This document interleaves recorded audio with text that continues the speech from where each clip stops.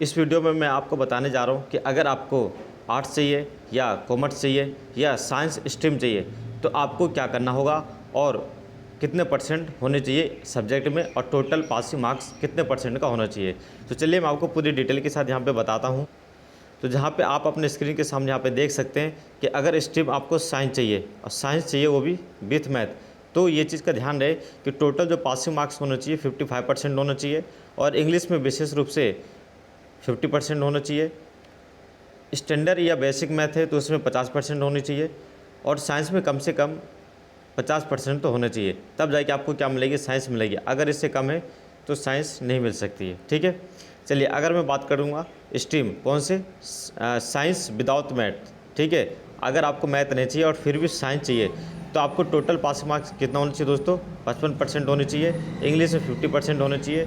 Standard या basic math में आपको 40% होना चाहिए और साइंस में तो 50% चाहिए ही चाहिए। ठीक है, तो ये क्राइटेरिया जो दोस्तों अगर आप फुलफ़िल कर रहे हैं तो इसका मतलब आप एलिजिबल हैं साइंस लेने के लिए।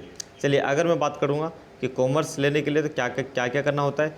तो कॉमर्स अगर चाहिए, कॉमर्स विथ मैथ चाहिए तो आपको क्या करना होगा, आपके पूरे परसेंटेज 50% होने चाहिए दोस्तों। ठीक है ना, 50%। और इंग्लिश में कितने होने चाहिए दोस्तों, इंग्लिश में होना चाहिए 45%। और स्टैंडर्ड या बेसिक मैथ अगर आपने ले रखा है तो 50% उसमें होना चाहिए, नहीं तो फिर नहीं होगा। ठीक है, सोशल साइंस में कितने होने चाहिए दोस्तों, 45%। ठीक है, तो ये क्राइटेरिया आपको पूरा करना होगा। ठीक है, अगर आपको चाहिए कॉमर्स विदाउट मैथ चाहिए, ठीक है, विदाउट मैथ, तो आपको क्या करना होगा, 50% होने चाहिए टोटल पासिंग मार्क्स। इंग्लिश में 45% या हिंदी में 45% होने चाहिए।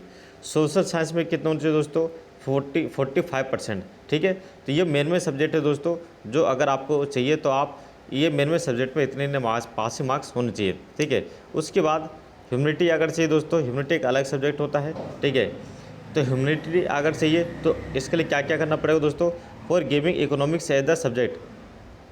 तो इकोनॉमिक सब्जेक्ट में आपको कितने होने चाहिए, 45% होने चाहिए।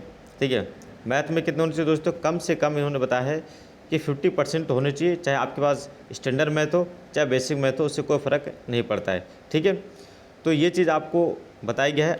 और 5% जो दोस्तों उन लोगों के लिए जो SC या ST या माइनॉरिटी OBC इस कैटेगरी में आते हैं तो उनको 5% की क्या मिलेगी दोस्तों, छूट मिल जाएगी। ठीक है, रिलैक्सेशन यहाँ पे मिलेगा। ठीक है, तो उम्मीद है दोस्तों कि ये वीडियो आपके लिए बहुत ही मददगार साबित हुई होगी। अगर आपको ये जानना है कि एडमिशन कब से चालू हो रहे हैं तो वीडियो के नीचे तक कमेंट सेक्शन में जाइए, तो मैं आपको बता देंगे कि कब से एडमिशन चालू होगा और किस तरीके से आप अपने फॉर्म फिल कर सकते हैं ताकि कोई परेशानी ना हो। ठीक है, और आप बेहतरीन तरीके से एडमिशन अपना करा पाएँ। मिलता है अगले वीडियो में, अपना ख्याल रखिएगा। ओके, नमस्ते, बाय।